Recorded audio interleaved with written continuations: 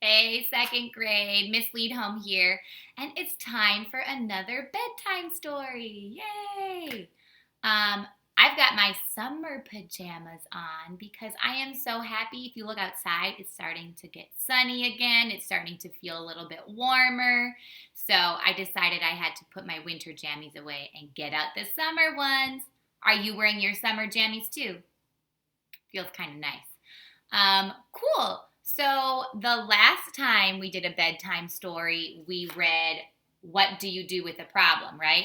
And I liked this story because I think it really helped me kind of deal with my problem about being upset about school being canceled.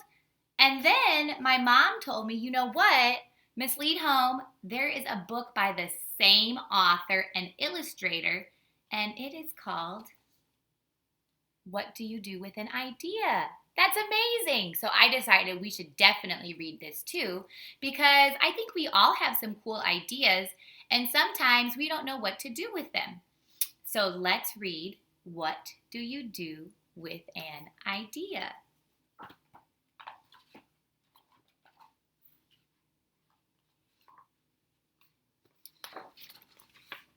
One day I had an idea. Where did it come from? Why is it here? I wondered, what do you do with an idea?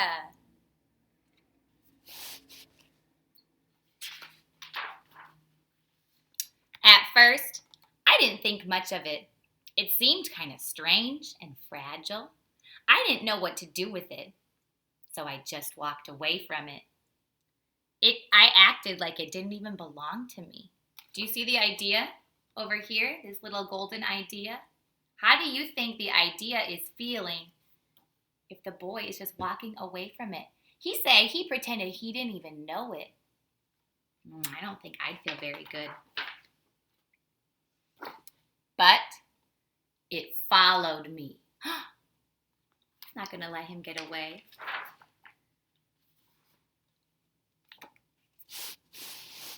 I worried what others would think. What would people say about my idea? I kept it to myself. I hid it away and didn't talk about it.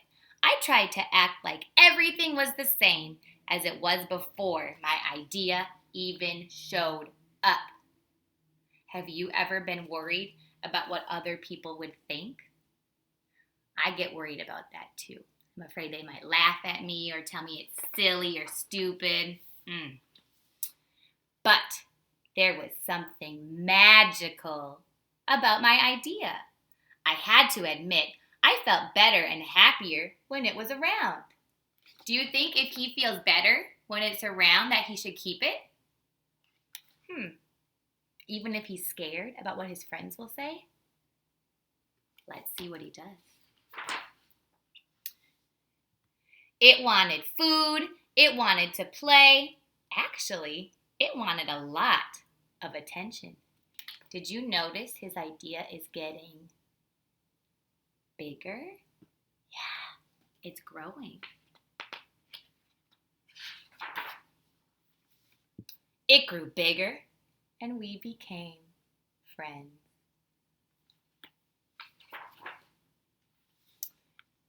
I showed it to other people even though I was afraid of what they would say. I was afraid that if people saw it, they would laugh at it. I was afraid that they would think it was silly. And many of them did. They said it was no good.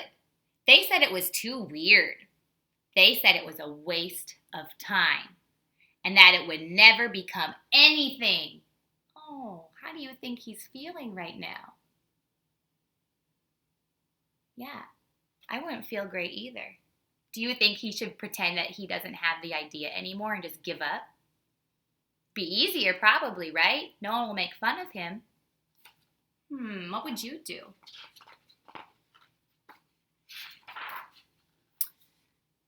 And at first, I believed them. I actually thought about giving up on my idea. I almost listened to them. Should he give up? Should he leave his idea and walk away and forget it ever was there? I don't think so either. Remember, he said he liked it when it was around. He felt happier. But then I realized, what do they really know? This is my idea, I thought. No one knows it like I do. And it's okay if it's different and weird and maybe a little crazy. I decided to protect it, to care for it, and I fed it good food. I worked with it. I played with it. But most of all, I gave it my attention. I think that was a good choice for him to keep his idea.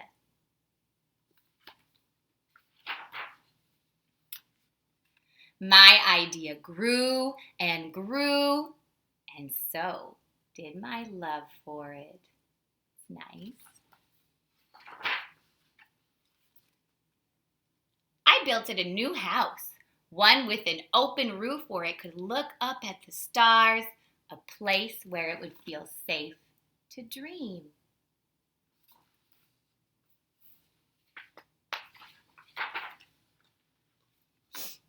I liked being with my idea. It made me feel more alive. Like I could do anything. It encouraged me to think big and then to think even bigger. It shared its secrets with me. It showed me how to walk on my hands because, it said, it is good to have the ability to see things differently. Just because something different isn't bad? No, it's just different. It's good to see things in different ways. You don't just have to walk with your feet. You could also walk with your hands. Exactly. I couldn't imagine my life without it. I think he made a good choice to keep it. Then, one day, something amazing happened. My idea changed right before my very eyes. It spread its wings, it took flight and burst into the sky. Look at that go. Wow.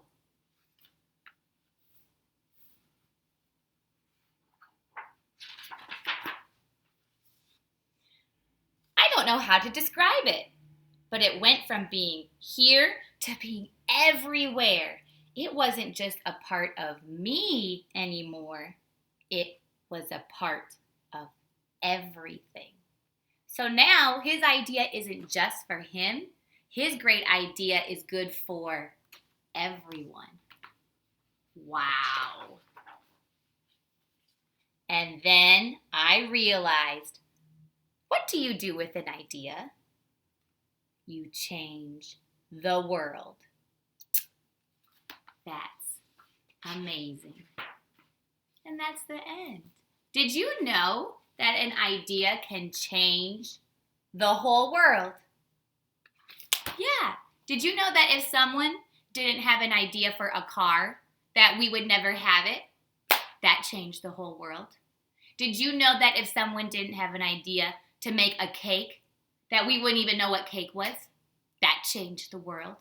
There are a lot of ideas that if no one took a chance and if they had worried about, let's see,